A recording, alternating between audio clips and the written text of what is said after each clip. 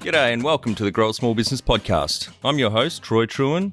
Each week, we speak with an owner who has grown a business with 5 to 30 team members to something bigger. Diving into their numbers and unearthing the pain they've experienced, we explore what they did to overcome each barrier and what they would do differently from day one. Let's get into it. Welcome everyone. Today I'm interviewing Paulbshepherd from Paulbshepherd.com. He's based in Sydney, Australia. Thanks for your time today, Paul. Thanks, Troy. Looking forward to the conversation. Let's start with how we know each other. So we connected on podcast.co, I believe. Yeah, it's a podcast matchmaking thing. I got a profile up there, and I think yourself or your team reached out and thought it might be a good fit. Great. Tell our audience a bit about your business, what it does and how it makes money. So right now, it's probably my 8th business, business consulting. So really just looking at businesses in terms of their marketing, operations, systems, and automation. But one of the most recent additions is around culture. Yep. So how do you actually find the right people, the right team, the right leadership, and build a team accordingly? I realized that's one of the biggest things that was missing from what I would call digital transformation that I've been doing for 12 years or so. Totally agree that the cultural component, I think, is underinvested or undervalued in small business in particular. So I think, it's a great service you're doing. Yeah. And what that fueled from, or where it came from, Troy, was just there was a lot of uncertainty around who I was in the world, what my real skill sets were. And having had many businesses and worked in corporate, it was just like, okay, where do I belong? Where do I fit? I've got all these varied skill sets, but how do I actually apply them and maximize my profit, my energy, and flow in life? So discovered a few things a few years back, and that led me to doing a bit of the coaching and consulting I'm doing at the moment. And it was game changer. Great. How did you start out? In this current business or originally? Oh, originally. Go back to the start, yeah. Parents had a business in demolition construction. So that was always had an entrepreneurial kind of background. But my first business at 19 was in personal training. So working in the fitness industry, I got pretty bored with that. Ended up in corporate a couple of years later. Thought I needed to learn a few business skills. 3 redundancies offers later, I took the 3rd one and started my next company, which is in security, which was not something I was passionate about or wanted to do. But I thought, wow, it was a cowboy market at the time. And I thought I could add a layer of professionalism and credibility to the space. So that a lot of contracts that were offered millions of dollars to run that, very quick growth. Got burnt by my advisory team, my board members. Right. Yeah. At the same time, I'd started a communications company. So had some contacts when I was in my first corporate gig.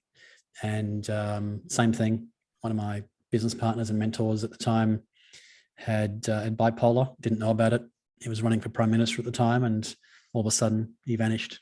And he had a lot of the key contacts. So here I am at 25 in a lot of debt from some of these obligations we had without some of the follow through and the actual team to implement. So lost everything at 25, joined the military, had 4 years in there, got back out and got back into corporate. So that was, again, trying to find my flow. Just had a natural talent for trying to improve things in business. So that was for a company called Mallison's, doing technically a procurement function, but I was doing business process re-engineering, renegotiating contracts, and just looking at ways to cut out the fat. Mm-hmm. And then a couple of years later, that led me on to ING Bank, did the same thing, found ways to improve operational efficiencies, profitability, streamline business processes, automation through technology. But one of the biggest things that's kept coming up was culture. Culture was a major issue. And as you're familiar with, Troy, change management. It's hard. That's it. So I struggled with that. I didn't have the skills. I was never sort of taught, even though I'd studied marketing and management and risk management, I'd never actually sort of navigated or was groomed to deal with the change management piece. That was always a struggle. What was really obvious to me in terms of improvements, I couldn't comprehend at the time why people struggled to see the benefit. Yep. Well, people just don't like change. I think that's the big driver of it. Yeah, as I learned the hard way. So rustled a few feathers there, which obviously wasn't intentional. Got out in 2000 and and started my sort of next current business, which is the digital transformation. So I've been consulting in that since 2010. But that's been evolving. I've aligned those skill sets rather than a consultancy or agency with up to 12 staff I had at one point. It's now more focused on how do I bring those skills into organizations that I have either some sort of equity in or some sort of ownership in, that I can actually make a difference. Yep. And again, these are businesses now that I get involved in that are more purpose-driven. I've had clients where I've made them millions of dollars, increase their revenue, their profit, their work-life balance. But now it's about how do I align my skills to what I'm really passionate about, which is making a better world for the next generation. Yep. Great. And what year was that you started out your first business when you were 19? 2002. Yep. Great. Well, that sounds like a very interesting journey in and out of corporate, few jobs, and a few different businesses as well. So I think the audience will get a lot of value out of hearing more about your journey today. Yeah. Where do you want me to start? Well, have you got any key numbers illustrating the growth of any of those businesses? I guess you said your agency or the current digital transformation business, you got up to 12, but sounds like you've toned that down now. So it's a bit smaller team. The security business or the communications business, like how many team members did that get to? Yeah, security, I had 20 staff at one point. Yeah. I think one of my first contracts was $1.5 million. Next one was about $6 million. So very interesting space to be in. A lot of that stuff I actually turned away, funny enough. I realized that money wasn't the most important thing, and there was a lot of pressure and certain crowds that I didn't want to get involved in at the time. For me, it's always been about legacy and things that I'd be proud of, as opposed to just doing things for money. Yep. So that was a bit of a conflict at a young age to deal with. And that was, I think that business lasted 8 years before I closed that down. Yep. It created a lifestyle where I could really learn more about myself and study and travel and do those sorts of things. But, I can probably speak more about client growth. Even though I've had my own successes, most of them have been failures. Yep. Learning who I was and what my skill sets were and understanding people. And I think, I've got client, public company, franchise group. They've gone like 57% growth in 4 months. Wow. Which, it was through marketing, Yep. really. Just doing all their online properly, getting them scalable. And once we increased that sort of base profitability, that was over a year. If you look at that over a year, it's 57% growth in profit. So, wow. And revenue was more than that, but just simple stuff like net promoter score and online reviews and proper infrastructure, proper planning, and just systems, all the stuff I was doing in corporate that, the average small business doesn't have that kind of experience in. Yep. So yeah. And then I've actually built. Sorry, even the more medium-sized businesses. I had someone on the cast the other day, I'm pretty sure, that told me they were working with someone, maybe that wasn't on the cast, but they had a $70 million annual budget, I think just on social ads, and they couldn't even fucking spell CAC or LTV, customer acquisition costs or LTV, or know what the ratio should be. They didn't even know what the customer acquisition cost was. So they didn't know if they were pissing money up against the wall. $70 million a year on effectively Facebook ads they were spending, and none of the team knew any of the fundamentals of, that part of marketing. Yeah, wow. And you've probably seen that in consulting days too, Troy. Yeah. Most people I come across don't understand those numbers at all. Yeah, that's right. And just general marketing, as we spoke about before we hit record, a lot of small businesses don't understand it, or they undervalue it, or just don't throw any time at it. And it's obviously so powerful. Yeah, totally. How do you drive change or improvement if you don't know what the fundamentals are? Yep. So, but yeah, that leads me to another brand I've worked with, which is around just online education. Growing that over a couple of years from nothing to sort of $3 million a year plus. Right. So online course, Australian marketplace only. Yep. That's a nice little niche to be in. And I think you mentioned you've got a client and a brand that you're working with, and yeah, we got the Distillers Institute. Yep, we started that a couple of years ago. Yeah, that's exciting. It's a great space.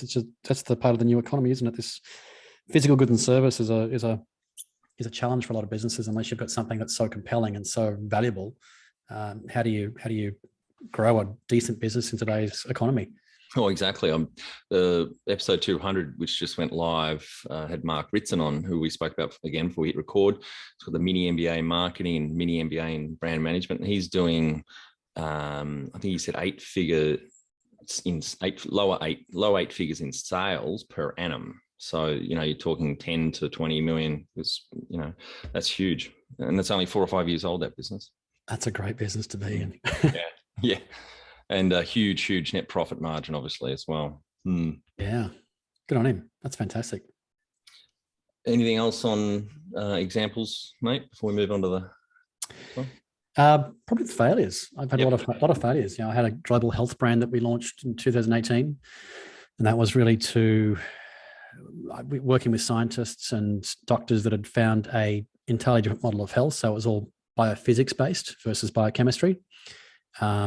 They had been able to reverse a lot of different ailments, diseases that were long term. Radically different approach. Light, water, and magnetism was the focus. Again, it was a new field for me, but this whole industry of blue blockers and red light therapy and a lot of bits and pieces coming out. So we aimed to unite all of those different capabilities under one educational banner, provide the education to the medical industry, but also consumers, and then back that up with products to support that. Deuterium depleted water, red light therapy, blue blockers, and even just simple things like watching the sunrise and sunset every day, no artificial blue light during dark, dramatically changes your hormones, impacts your energy levels. It was incredible. So spent 2 years on that, invested probably $1 million with a business partner. And in the end, we shut that down. Just we had such a struggle getting that to launch because it was such a radically different approach. It was ahead of its time. Yep. So that's one of my lessons is most things I've been working on have been ahead of their time, and it typically leads to failure. Yep. So a lot of lessons in that. Yeah, great. Any other examples, things that didn't go so well? Business partnerships. So I've had 28 business partners in 14 businesses across 3 countries in the last 22 years. So. Oh, wow. Okay. Yeah, well, there you go. I'd say no more. Yep. I think when the values alignment isn't there, I found that's where the conflict happens. And absolutely, just pushing shit uphill. It's not fun. It's just not fun.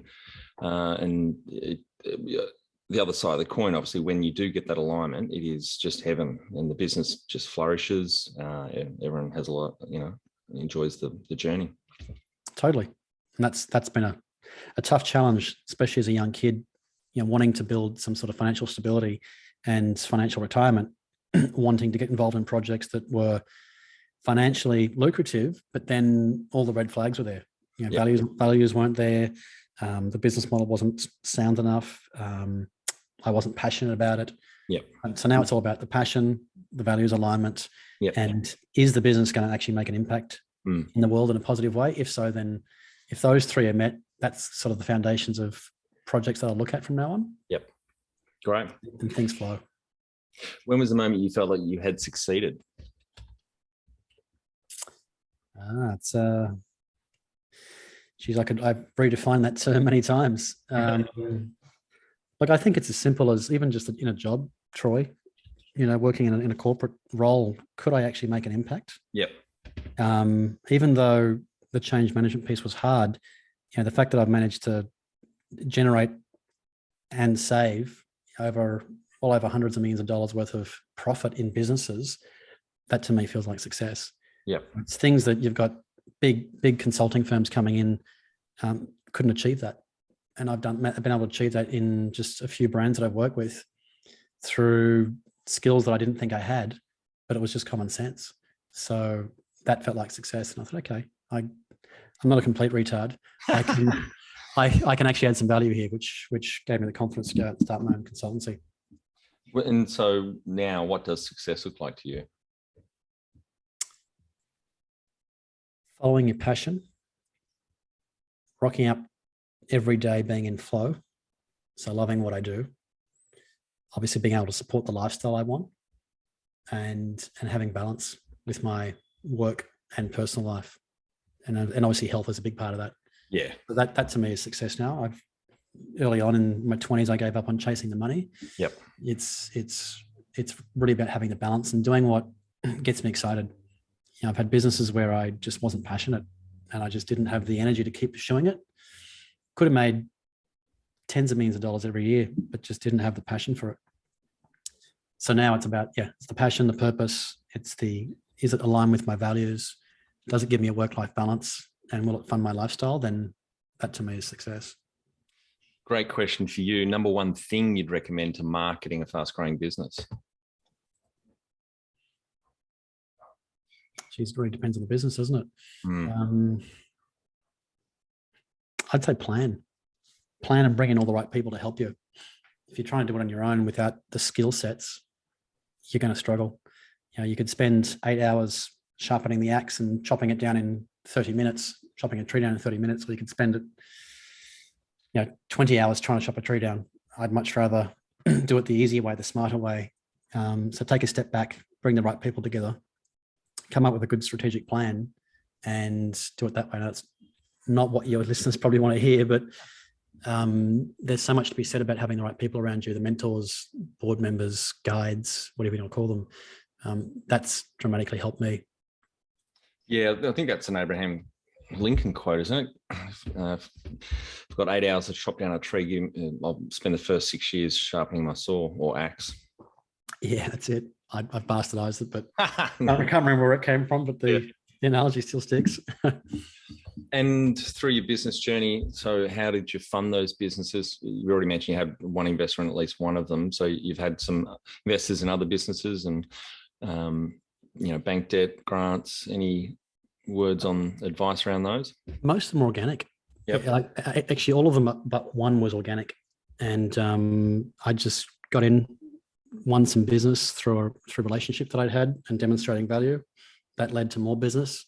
Had I have funding, could I have grown it quicker? Possibly. At one point, I was licensing technology out of the US to bring that into a consultancy, the agency.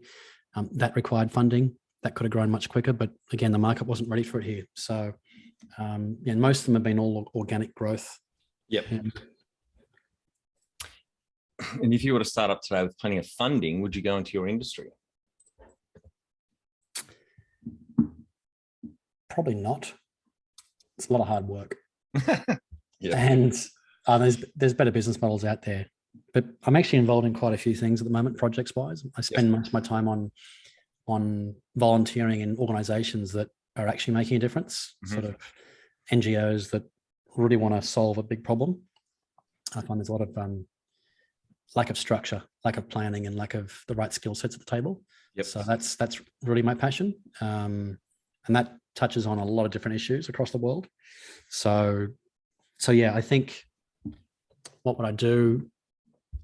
I'd follow my passion. Yep. And hopefully that makes money. Obviously it has to make money, but software is something I'm in the process of developing at the moment. So SaaS technology, obviously that's scalable infinitely, but that requires funding and education and whatnot. So that is something I'm doing.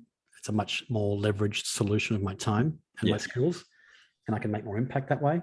The consulting thing was just it's what you do when you don't know what you want to do kind of thing. Yeah. Can you outline the most stressful point in your small business journey so our audience can learn from it? Yeah, when you lose everything, when you get betrayed by business partners and you lose everything multiple times and you're in a lot of debt, that's a struggle. So coping with the emotions of that, the trauma of that, the financial aspect of that, which is obviously what leads you back into a job to survive in the short term. So that's been the highest stress point in my mid-20s when I lost everything. Yeah, and that's a pretty heavy burden to have to then carry, not just the financial burden to repay that or, pay that down or whatever, but just the emotional and the toll that it takes on you and your feeling like a failure, etc. That's a big hole to get out of. Oh, totally. And then not knowing who you can trust, and the people that you did trust were the ones that actually led you to that outcome. And for no fault of your own, it's, you do your best, you do the right thing, but there's things that you don't know that you don't know. Yes. So, a little bit naive in the early 20s, of course. And everything happens for a reason, though. Yeah, I'm a big believer in that. What area in business do you feel you've had to work on the most to add the greatest value? It's probably human psychology. There's no point doing all this great work if you don't communicate that really well and if you don't understand people. So learning those soft skills for me was a real challenge. I could deliver outcomes, but if I can't sell that properly, or if I couldn't communicate the benefits properly, if I wasn't influential in terms of my delivery of those outcomes, then what's the point? Yep. You know, you could deliver some fantastic results, but a client could still think that you haven't delivered. So it's about that managing people was always the toughest part. So I wish I'd had an education in that at a young age. That would have led to a lot more success and a lot less failure, I think. Yeah, look, I agree. And again, like marketing, I think small business owners undervalue it and don't invest enough in becoming better managers or just even interacting with people, whether they're internal or external. And like university, I don't know if it's changed now, but I don't recall many universities having a strong focus on the people management side of things and communication, negotiation, etc. Unless you're doing an MBA, there might be some negotiation modules on that, but it's huge. Yeah, absolutely. What have you enjoyed the least about managing fast growth? When the wheels fall off. Yeah. It's you're putting in so much work and you just can't keep up. I think learning when to say no is really important. Yep. And again, that comes back to the core values piece is, you know, why am I doing this? Am I doing this for the money, or am I doing this because I actually want to serve at the highest level? If it's for the money, the wheels fall off, you know, because the greed kicks in. But if you're doing it because you actually want to make a difference, then it's a lot easier to slow down and say, right, okay, you know, Mr. Customer, whatever your customer is, if we do X, Y, and Z, you're not going to have the outcome that you ultimately want. And that's going to reflect poorly on myself and my brand, and it's going to affect poorly on your brand. So, you know, can we dial it back a bit? Yep. That's always been a challenge. And so, yeah. What do you love most about growing a small business? It's like blue ocean strategy in a lot of cases. Mm-hmm. So despite having worked in highly specialized roles, my design as a person is quite broad. So small business gives you a chance to roll up your sleeves and work across a vast area of different things. You're working in corporate, you're typically put in a silo where you've got to have really highly specialized skills. But one thing I love about small business is you can sit across the lot and look at the whole thing, plan, strategize. And I love that component as opposed to just the doing. So I do love the thinking and strategizing part. Yep. I haven't read the book yet, but you just mentioned Blue Ocean Strategy. That's Renee Morborn and Chan Kim. I assume you've read that book. Yep. Yep. Maybe for the audience, just summarize what I know the concept myself, but I haven't read the book. Maybe just summarize what that concept is. Yeah, rather than trying to do an incremental improvement, if you look at what Steve Jobs did with the iPad, that was a bit of a blue ocean strategy, right? So you bring out a completely different product in a completely different segment. So he actually created a new market. Yep. As opposed to just trying to compete on price. The whole blue ocean strategy is really about how do we innovate here properly and create something entirely new. And I love that concept. You know, it's hard to do in a lot of businesses because, you know, if you're running a cafe or you're running a traditional service-based business, it's very difficult. But you know, a particular client of mine at the moment, they have come up with a blue ocean strategy, which is fantastic. They sell pool equipment, and you know what they've done is said, all right, we'll guarantee that you can have a blue pool all year round. That's pretty blue ocean given the industry of just selling equipment. So what they're now selling is an outcome. Yep. They're selling ease of use. They're selling the emotional aspect of, oh yeah, it is hard to keep a pool clean. But had they achieved that, they needed some technology. They needed some IoT devices. They needed to invest and think differently to what all their competitors were doing. So that was pretty powerful. And that's put them in a really strong position in the coming years to provide something very different to the audience or their customer base. And all right, red ocean is basically competing on price. Competitors, there's a lot of blood in the water. Is that the analogy? Yeah, that's how I understand it. It's been on my list. I read the book. Yeah. Yeah, a lot of blood in the water. That's exactly right. And what's been the biggest mindset shift for you in your small business growth journey?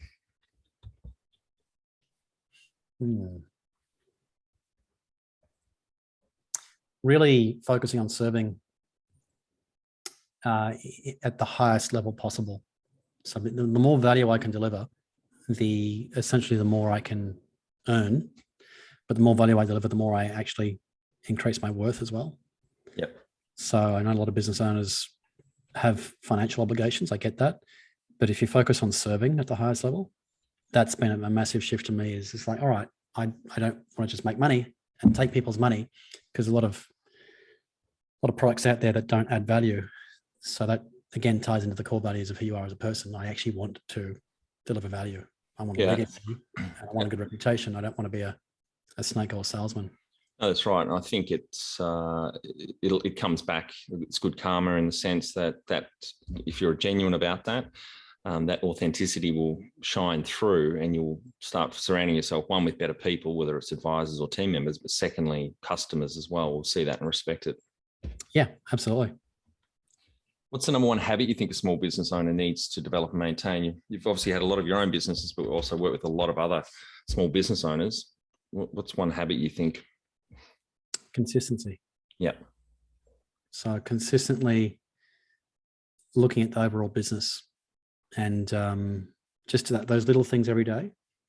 Just break things down. Have your strategy. Have your plan around what you want to do first, and then, might be every month you look at one area of the business. Could be marketing one month, could be finances the next month, operations the next month. Yep. But constantly, every 12 months, you should go through this cycle of having touched every area of the business, and do that consistently, working on the business consistently, not just in it. Yep. I think most small business owners have experienced that burnout and overwhelm of working in it. Yes. Not being rewarded for it, and then saying, well, okay, there must be a better way. Yep. No, I certainly did early on as well. Be the change you want to see in your business. Become more productive and less stressed with our free Transform Your Performance online course. Once you see the benefits, put your entire team through the course at no cost. We start out by telling you the secret to guaranteed success. Then over 100 lessons help you be more focused, present, productive, and feel more in control about work. growasmallbusiness.com. Can you talk to how you've added people to the team, some wins, mistakes, and advice for those listening? You've obviously had quite a few team members across multiple businesses. Yeah, some wins. Finding the right people from the outset. So actually getting clear on what's important. I think hiring people just on skills alone is not enough. When I took a step back and said, all right, is there a values alignment with the people that I'm hiring? Great. Is communication there? Great. And then obviously looking at what that person was designed to do. So someone can say they're great at doing finance, for example, but if it's actually not what they're designed to do, they're always going to struggle. They're not going to thrive at the finance side of things. So that's what led me to into psychometric profiling, and then beyond that, there's something called BG5, which I ended up studying because it really taps into who a person is on a 3D level. Mm-hmm. Like it really gets into the essence of what that person was designed to do. You wouldn't ask a marathon runner to enter a sumo wrestling fight. They're just not gonna. No, they could work really hard. They could work harder than the best sumo wrestler in the world, but they're never going to win. No. So same goes for each of us. We've all got a unique design. We're all designed for something very specific, regardless of what your resume says, regardless of what your credentials are. You actually have a design.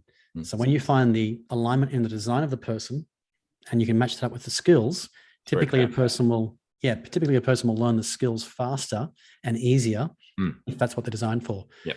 So that's the approach I take to people at the moment. People and culture is looking at what is their design through the BG5, which is something that's actually what I'm building the software on at the moment. Yep. Right. Well, that's the next question, culture. What are some things you recommend to building a sustainable and kick-ass culture to help with the growth? Starts with the leadership, doesn't it? It does. So lead by example, empower and inspire others to step up and be their best selves. I think most of your listeners would resonate with letting go of control is a challenge, especially when you can do it better. But if you're leading and empowering others, that's going to bring out the best in people, because no one likes to be micromanaged. No. And I've done that, and I've been micromanaged, and we all hate it. So yeah, practice, study, learn how to be an effective leader, and empower and inspire others, and lead by example. Yep. That's been a big lesson for me. Tell our audience how you've handled balance. It's difficult at times, isn't it? If I'm experiencing frustration on a regular basis, I know I'm not in balance. Yep. So that's one of my signposts now. As part of my design, is if I'm constantly frustrated, I know it's time to step back and look at myself, look at what I'm doing. I'm similar. If I'm getting cranky with my almost 9-year-old daughter, I know it's me, not her. I'm either too tired or I'm overworking myself at the moment. I know that feeling. Yeah, so taking a step back, holidays are fantastic. They're highly underrated. I think having at least 2 weeks off once a year as a minimum is critical, because you come back with a new perspective, new energy, and you can look at things differently. Yep. How much professional development have you invested in yourself over the years? Sounds like it's a shit ton. Yeah, that's probably where I've spent most of my money, actually. From everything from the spiritual aspect, intuition, through to management and leadership, through to marketing, and you name it. I think whilst I didn't do a university degree, something highly specialized, I've spent at least $500,000 on courses, just learning different things and skills to improve myself as a person, but also improve the services I deliver to clients. So core part, and I'll keep doing that too. That's so important. Have you had mentors or coaches along the way? Dozens of them, absolutely, from all walks of life. I think some of the most interesting stuff I've had is mentors that have taught me about the metaphysical world and just how things really work on an energetic level. Working with high-profile people and then learning that they're into astrology, shamans and psychics. I'm like, really? I thought that was just for the Byron Bay people. It's at the top end of town. That's actually how they operate. It's actually how they are guided to make decisions. And I didn't realize it was such a cool part of that. Whereas we, the laymen, don't get taught that. It's been sort of passed down through generations for people higher up the food chain. So yeah, that's been powerful. You mentioned before you've had a board of directors or advisors in some of your early businesses. Any advice for the audience around that? Yeah, find people that you resonate with, that energetically you connect with a values alignment, and then find different people with different skill sets in different areas. Yeah, great advice. Someone in marketing, someone in operations, and definitely someone who's had experience with people. Yeah. And then someone like a wild card, someone who thinks radically different. Like a crazy entrepreneur, or just someone who can play that devil's advocate for you all the time. Yeah, that's good advice. You're one of the few we've had on that's exited a business or several businesses. Any advice again for the audience on exiting?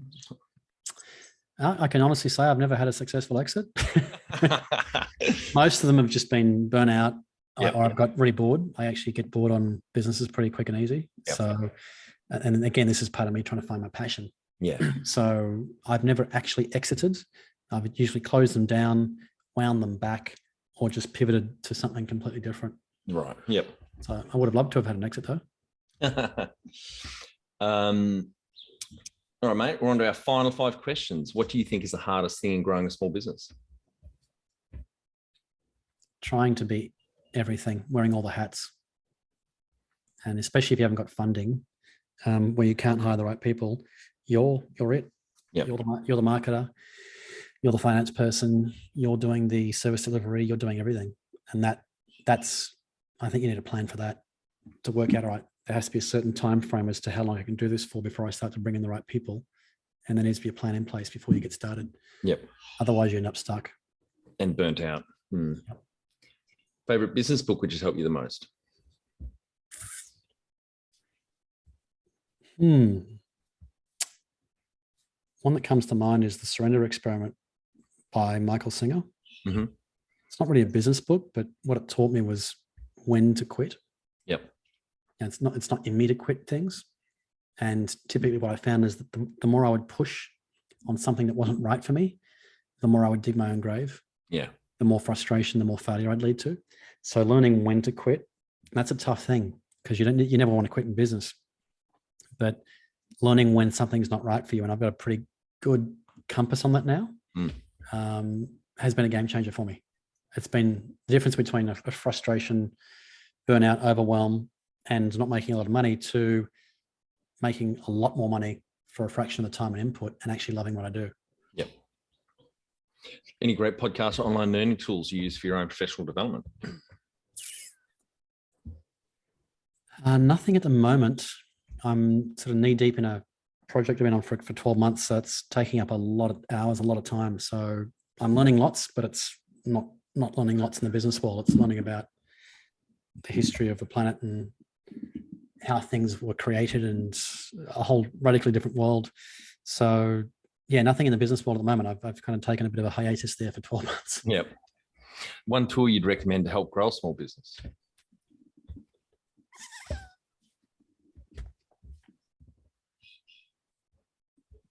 Wow, so many tools. Depends on the business.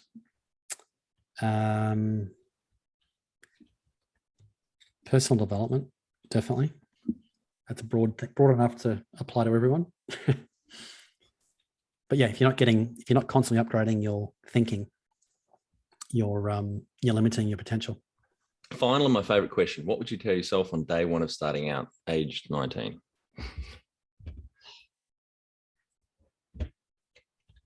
Play the long game. At 19, I thought or 19, 20, I thought I'd be retired by 30. That was the trajectory I was on. I thought the same thing. Earning great money, and everything came easy. I was being offered contracts for a lot of money at the time, and thought, well, this is too easy, and I probably sabotaged myself on that. But yeah, you lose everything a couple of times, and you experience frustration, and obviously your expectations aren't being met. So take the long-term game, try and figure out who you are, what you already want to accomplish in this world, and just never do it just for the money. Do it for passion, because that'll keep you in it for the long game as well. Great advice. Thanks for your time today, Paul. I think the audience get a lot of value out of what you shared with us. Really enjoyed chatting with you today. Might have to have you back on next year. Let's see where you've gotten to, and really appreciate your time. Thanks, Troy. Appreciate it. And I hope your audience does get some value. That's it. Thanks for listening. Please leave a review in iTunes or whatever platform you listen to us on. It means more small business owners will find our cast and help people with their business growth journey.